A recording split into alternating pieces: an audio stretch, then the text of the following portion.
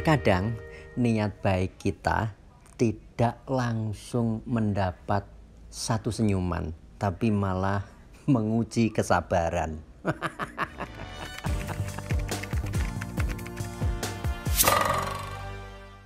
Assalamualaikum, jadi gini Besti, ini panel yang di video sebelumnya kita eksekusi sambil ngetes performa si Sakula Mini X-Tech 475. Waktu kita nembak clear coat, ternyata ada kotoran yang relatif cukup gede nempel di panel ini.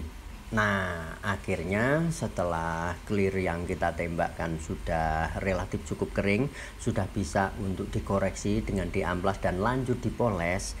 Niatnya saya pengen poles ini panel enggak hanya di area yang ketempel kotor tersebut saja, tapi semua bagian panel saya pengen poles. Kenapa? Ya, satu sisi saya pengen kasih hasil kerjaan yang secara tampilan terlihat lebih perfect.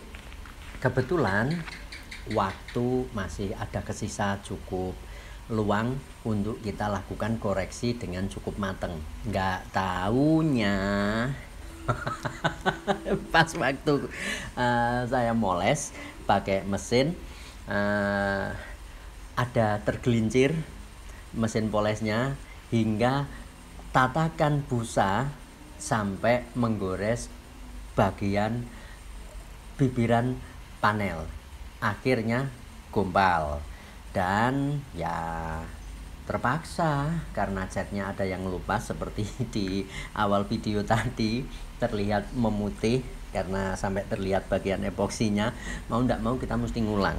Langkah yang kita ambil langsung amplas bagian yang bompal tersebut pakai grade 600 sampai area yang luka tersebut jadi landai seperti tampil di video saat ini. Jadi kita bikin ndak langsung kelihatan ada ceruk yang terlalu dalam di area luka tersebut. Ngamplasnya kita bikin melebar agak menjauh dari pusat luka. Tujuannya dengan tanpa kita kasih dempul atau epoksi lagi, nanti hasil akhir tetap terlihat ya masih ada lempeng-lempengnya. Kalau kita ngamplas terlalu fokus di area luka, setelah proses tembak cat dan clear biasanya akan terlihat di area tersebut ya ndak serata yang semestinya ketika tidak ada proses dempul dan juga epoksi. Nah, ini kenapa tidak didempul dan di epoksi? Ya karena kita lagi males karena rencana panelnya ya dibikin lebih maksimal. Nggak taunya ada kendala gitu, biasanya mood hilang ya intinya kita kerjakan dengan seminim mungkin usaha, tapi hasil tetap harus pantas. Karenanya kita ambil langkah seperti ini. Nah, apa ndak resiko nanti bikin keriting? Padahal clear yang nempel di panel ini baru nginep 1 malam aja. Jadi gampangnya gitu, kemarin sore kita tembak, terus besok siangnya kita coba poles, nggak taunya ada kendala kayak gitu ya terpaksa mau ndak mau kita ulang proses untuk menuju pengecetan. Nah, karena panelnya sudah ada bau kompon, akhirnya kita ngamplas semua bagian panel. Kalau di area luka kita amplas pakai grade 600, berikutnya yang area di selain bagian fokus luka kita amplas pakai grade 800, dan area luka yang tadi habis diamplas 600 kita ulang pakai 800 sekalian. Kenapa butuh diulang pakai grade 800? Biar baretan amplas tidak terlalu kasar. Jadi dengan sisa baretan amplas 800 kita nembak catnya tidak butuh terlalu tebal. Nanti sisa baret amplas sudah akan tertutup oleh lapisan cat. Kenapa kita butuh nembak tidak terlalu tebal? Karena semakin tebal catnya, semakin banyak thinner yang bisa ngeresep di area pusat luka. Nah, ini bisa jadi bencana, muncul keriting dan lain sebagainya. Apa gak tambah mumet Besti? Iso-iso ngono koyok kisah cintane Patkai, penderitaan tiada akhir. Berikutnya untuk teknis nembak catnya, dari awal kita usahakan jangan langsung basah, tembak sawur-sawur dulu. Setting spray gun pun kita usahakan menyesuaikan kebutuhan aplikasi. Misal di skenario kerjaan macam begini kita butuh tembakan yang tidak terlalu basah, ya spray gun kita set tidak full wide open, pattern tetap dibuka pol, kemudian jarum hanya dibuka kurang lebih 1/4 atau 1/2 atau maksimal 2 ulir dari posisi nutup pol. Kalau si mini X-Tech ini dibuka full wide open, jarumnya butuh diulir sampai 5,5 ulir seingat kami dari posisi nutup. Ketika hanya dibuka sekitar 1 sampai 1,5 ulir, tentunya jumlah cairan yang keluar dari spray gun akan lebih irit. Ketika pressure dikasih main 2 sampai 2,5 bar dengan debit angin yang cukup banyak tersebut akan menambah karakter tembakan jadi lebih kering. Jadi gampangnya gitu, kalau teman-teman pengen dapat hasil tembakan yang cukup kering, ya cairannya dibikin lebih miskin, anginnya dibikin lebih banyak. Yang penting dikontrol, jangan sampai anginnya over terlalu banyak hingga hasil tembakan terlalu kasar. Oke, ini hasil tembakan yang kita jalani ya Besti. Di awal-awal kita masih melihat ada gejala kayak muncul pulau gitu. Kita tunggu catnya cukup kering, terus lanjut kita amplas pakai mode kering, tidak pakai air. Seingat kami pakai amplas kalau tidak 800 ya 1200. Tujuan kita ngamplas ini untuk bikin permukaan panelnya jadi terlihat lebih rata, sekaligus untuk ngilangi gejala muncul pulau tersebut. Berikutnya setelah proses ngamplas beres, ya kita bisa lanjut tembak panel sebagai lapisan terakhir acara nembak cat.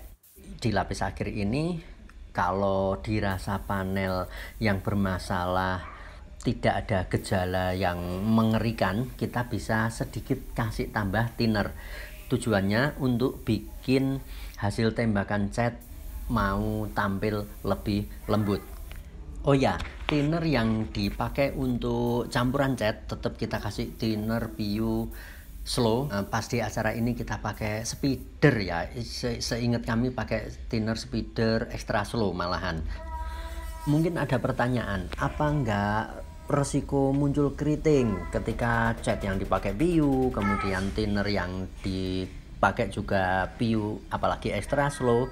Nah, seperti keterangan yang sudah kita sampaikan, selama kita nembaknya pakai mode kering dengan setting spray gun yang sekering mungkin, kemudian pemakaian thinner yang tidak over, tentunya panel akan tetap relatif cukup aman.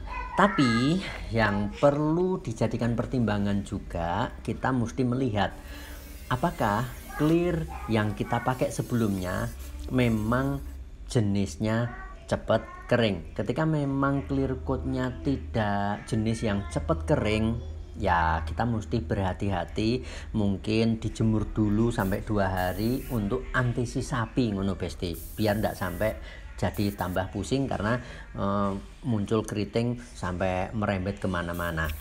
Nah, kebetulan Nikon 3100 ini beberapa kali kita coba, kita sudah mulai kenal dengan karakternya yang ternyata dia cukup cepat kering.